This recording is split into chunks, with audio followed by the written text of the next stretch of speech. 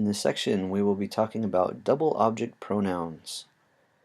So in instances where we need to use both direct and indirect object pronouns together in a sentence, such as I'll give it to them, this is what we call a double object pronoun. Basically the use of a direct and indirect object pronoun together. And an example of that, to kick us off, is se lo doy. Se lo doy. So far, we have covered three types of pronouns: subject pronouns, direct object pronouns, and indirect object pronouns. Now, fortunately, double object pronouns consist of using both direct and indirect object pronouns together. So there's not actually a new set of pronouns that we have to learn. We're just learning to use different sets that we've already covered together. Examples in English of these double object pronouns would be I hid it to her, or she wrote it to him. The word it in the examples is the direct object pronoun, and to him or to her is the indirect object pronoun. When using the two together in Spanish, the indirect comes first, followed by the direct. An example would be ella me lo escribió. She wrote it to me. Notice that the verb is conjugated, which is ella escribió. The pronouns it to me are expressed with me lo in this case. Note that the pronouns both come before the conjugated verb as a pair. Within the pair, the indirect object pronoun comes first.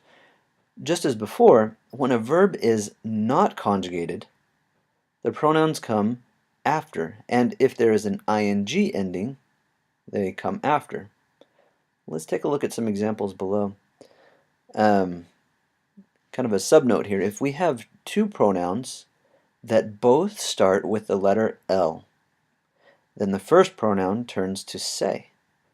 So if you have something like les lo, then the les will turn into se, and we end up with se lo. Or if we have le la, that's not good. So we're going to turn that first le, we're going to turn that word into se, to se la. You'll notice that in the examples, and we'll point that out. So keep in mind that we have our direct object pronouns in this table below here. So let's review those real quick. So they are me, te, lo, la, nos, los, and las. Study the English equivalents of those. And we'll be referring back to these as we go through the activities in this section and in class as well. Alright, then we had our indirect object pronouns. So we had me, te, le, nos, and les. Also noting to remember the clarifying information: a mí, a ti, a él, a ella, a usted, a, and then a thing. We also had a ustedes, ellos, and ellas.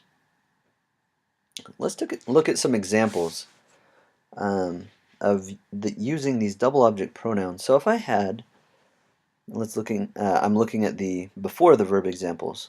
If we had an example such as ellos me dicen la verdad a mí. Okay, so me is my indirect object pronoun, and I can identify my indirect object pronoun by asking the question to whom or for whom the action is being done.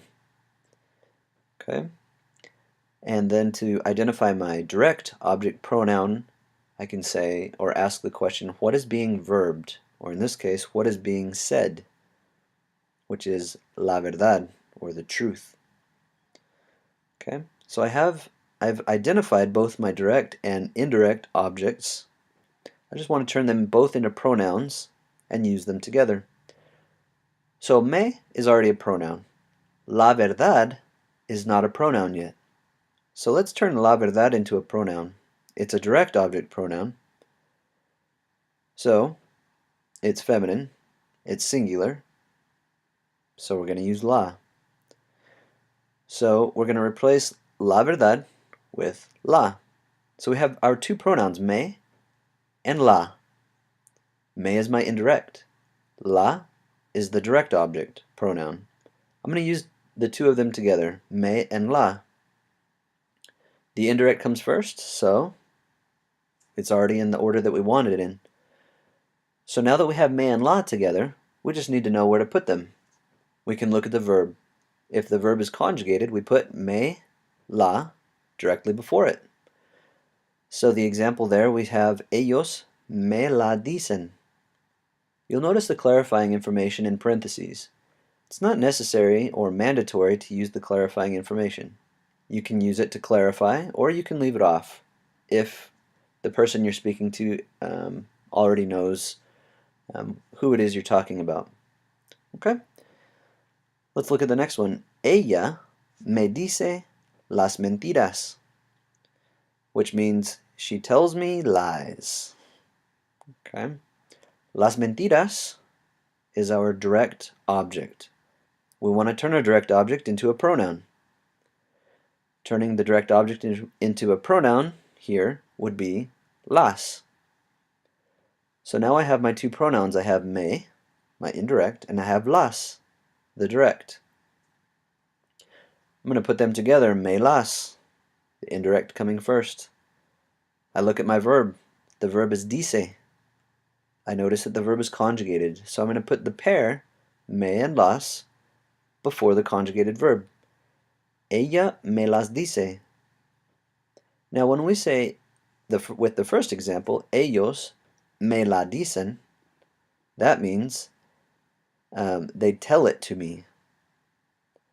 Okay? In the second example, it means she tells them to me. Now if we say it in the order in which that it comes in Spanish, it sounds funny. Ella, she, me, to me, las, them, dice, she says. She to me, them, she says. Now as far as English goes, it sounds horrible and is just doesn't have much of rhyme or reason. But we just explained the rhyme and reason for the Spanish rules. We use our pronouns, we use them together. They come before a conjugated verb. So it actually sounds fantastic in Spanish because the grammar and the order is all correct. Now we can use these pronouns, double object pronouns, after the verb. So, with the example, quiero decirle la verdad a ella. I want to tell the truth to her. Okay, we have le. Le is our indirect. So we already have the pronoun that we need there. La verdad is not a pronoun yet. Okay, the pronoun that we would use to replace la verdad, the direct object, is la. So we now have our two pronouns, le and la. If we're going to use le and la together, you'll remember we can't have two pronouns that start with L. The first one has to change to se. So instead of saying Leila, we say Sela. Okay? Now again, we're going to use those two pronouns. We're going to look at our verb. The verb is decir. Decir is not conjugated. So we can put those two pronouns at the end of decir, and it gets all squished together like it's one word. So the answer that we have here is quiero decírsela a ella. Okay? Quiero decírsela a ella. The next example. Ella quiere darle el libro a Juan. Okay? We need to identify our two pronouns. Le is our indirect. It's already given to us. El libro is my direct object. I know el libro is my direct object because I can ask myself the question, what is being verbed, or what is being given in this case? The thing being given is the book, el libro. All right? So that's my direct object. I'm going to replace my direct object with a pronoun that is both masculine and singular. The only masculine singular option for my direct object pronouns is lo. So So my two pronouns are le and lo. That's no good because we have two pronouns that both start with an L, le lo. Alright, so we're going to change that first one, le, to se, se lo. Now I have my two pronouns, my set, ready to use. So now I just need to look at my verb and determine where I should put my two pronouns, se lo. I notice that the verb dar is not conjugated. So I'm going to put se lo after the verb dar, dárselo. We end up with ella quiere dárselo a Juan. She wants to give it to Juan. All right. So the last context is after ing endings. Okay. So estoy mandándole el regalo a Carlos. You'll notice we have our indirect object pronoun le. We want to turn el regalo, the direct object, into a pronoun, and we're going to use lo. We end up with a le-lo situation again. So we're going to change the le to se, and we have selo. So we have estoy mandando selo a Carlos. I'm sending it to him. Estoy mandándoselo. Now if we take the order and break it apart, we say I am sending, to him is the se, and lo is the it. I am sending to him it. Again, in English sounds funny, but in Spanish it is the correct order and it sounds fantastic. The last example. Estoy haciéndote un álbum a ti, which means I am making an album for you. Un álbum is my direct object. I'm going to replace that with a pronoun, which is both masculine and singular, and is direct. So my option is lo. So my indirect is te, my direct is lo, te lo. All right. I have an ing ending on my verb, yendo. So I can put the te lo after the yendo. We end up with estamos haciéndotelo a ti. All right. So that's it for this section. It was kind of complicated and there's a lot of elements working together. It might be a good idea to go back and review this lesson, maybe summarize these rules in your own words. But we're going to practice this more in class, so take some notes, think about it, and plan on practicing some more in class.